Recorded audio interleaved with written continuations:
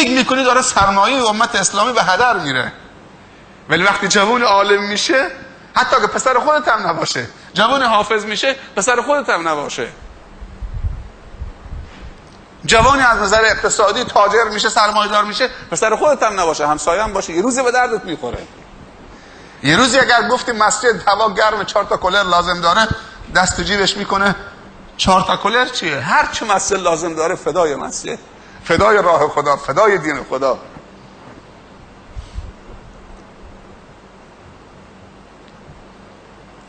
ماه رمضان ماه توبه است. شاید عزیزی بگه که تو رمضان عبادت ها بیشتر میشه و فلان، خوبه که بعد از رمضان هم اینطور باشه. این کاملا منطقی است، درسته.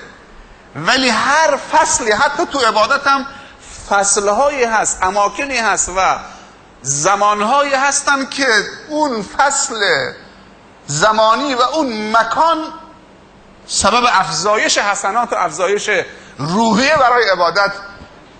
اصلا یه موسم خدا اینطوری قرار داده ها. خدا در رمضان شب قدر قرار داده، نماز تراویح قرار داده، فلان قرار داده، تو شعبان قرار نداده. طبیعیه که انسان در ماه رمضان چه نشاطش، شادابیش، تراوتش، عشق و علاقش به عبادت، چون موسمه. ما عید داریم، روز عید داریم، روز جمعه داریم، اینا موسم هایی هستن که خدا قرار داده. نمیشه مردم رو تهمت زد که شما در غیر رمضان مسلمان نیستید. شاید سست‌تر بشن، ضعیف‌تر بشن، ولی این موسمه. انسان وقتی میره حج بر میگرده تا 1 ماه 2 ماه شارجه. انسان وقتی میره عمره در سفر و عمره برمیگرده تا 1 ماه شارجه. همین صحبتاش حول و حوشه طواف احرامی که پوشیدن، این همه ملت، همه لبیک میگفتن، همه مثل هم از همه ملیت ها و زبان ها و لهجه ها بودن، برمیگرده خاطراتش، اینطور دیدم اونطور دیدم. انشالله که هر سال میرم عمره، ولی بعد از 4 ماه دوباره سر میشه، شاید 20 سال دیگه نره. انسان باید این موسم ها رو دریابه.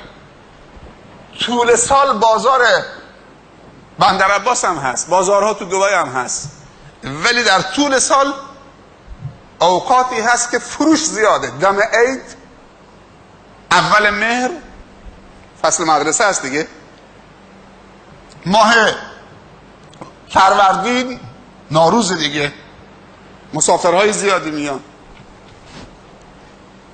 این فرصت ها رو باید غنیمت شمرد. سحری خوردن یکی از آداب و یکی از سنت های روزه است. باید سحری خورد و در سحری تأخیر کرد.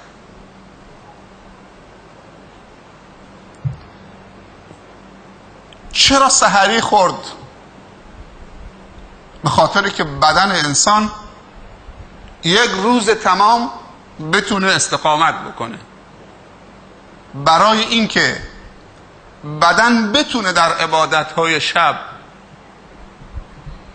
توان داشته باشه، ضعف به او دست نده، چون وقتی که مواد غذایی در بدن انسان کم میشه، اون موادی که نیاز هست برای سرپا نگه داشتن خودت، جریان خون در رگ‌ها هم ضعیف میشه. قدرت انسان با چرخش خون در رگ‌هاست. باید سحری را به تأخیر انداخت که جلوگیری از ضعف ناگهانی بشه در طول روز. سحری آخرین لحظه، یعنی 10 دقیقه قبل از اذان امساک. افطاری هم دوباره سنت هست، باید انسان افطار بخوره و عجله کردن در افطار. به مجردی که اذان گفت باید انسان افطاری بخوره. اطباء میگن که بهتره که انسان افطاریشو 3 قسمت بکنه. هنگامی که اذان گفت با رطب اگه هست، اگر نیست خرما، اگر نیست آب. و تو خوردن خرما و آب بهتره که وتر رو انتخاب بکنه. 1 دانه، 3 دانه، 5 دانه، 7 دانه. چرا خرما؟ چون خرما شیرینی است و خود خرما یک غذای کامله و شیرینی معمولا توان از دست رفتی بدن رو زود برمیگردونه. اونم شیرینی که خرما باشد، غذای کامل.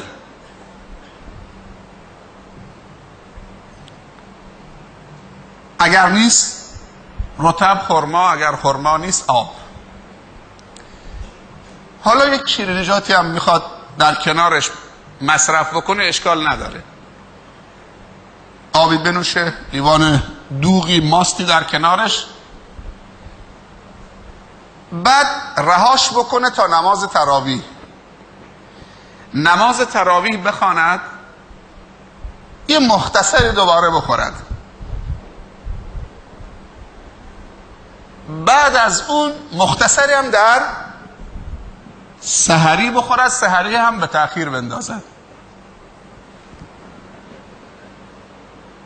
این افطاری است که اطباء تشویق میکنن پزشکان مسلمان برای سلامتی جسم انسان. نه اینکه انسان از روزه میخواد در بیاد، انواع غذاها گذاشته چه همه رو میخواد ببلعه،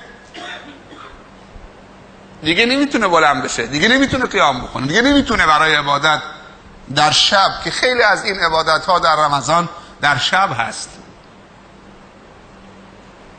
دیگه بدن مقاوم نیست، دیگه بدن قدرتش رو از دست میده. چون که 1 روز کامل معده خالی بوده، پس با شیرینی معده رو دوباره جذب بکنیم، معده رو تسکین بدیم، آماده بسازیم و بعد از تراویح دوباره تو فاز بعدی یا تایم بعدی معده رو دوباره تقویت بکنیم و بعدم برای این روش افطاری خیلی بهتره. ذکری که تو سلام 6 من بهش اشاره کردم، سبحان الله والحمد لله ولا اله الا الله والله اکبر، این یکی از کاملترین اذکار هست. در روایت آمده که در سفر معراج پیامبر صلی الله علیه وسلم در آسمان 7 که با حضرت ابراهیم ملاقات کرد، بعد رفت به سدرة المنتهی، بعد رفت به مقام قلم، بعد رفت به عرش خداوند، 10 تا معراج دیگه. موقع برگشتش دوباره حضرت ابراهیم و جدش رو ملاقات کرد، گفت که تو برمیگردید سلام امتت برسان، بگو که بهشت خاکش حاصل خیزه، مرغوبه، بهترین خاکو داره و آبش بهترین آبه، زلالترین، شیرینترین، گواراترین آبه و کشت بهشتم این 4 تاست: سبحان الله والحمد لله ولا اله الا الله والله اکبر. همه در رابطه با الله. تسبیح خداوند، سبحان الله. خداوند دوست داره اینو بشنوه از بندگانش. ای الله، تو پاک و منزه و مبرایی از هر گونه عیب و نقصان و ظلم و خطا و اشتباه. این معنی سبحان الله. الله دوست داره اینو بشنوه، سبحان الله سبحان الله سبحان الله. این جمله رو برای الله گفتن سبب پاکی خودت هم خواهد شد، یعنی سبب وصل تو و متصل شدن تو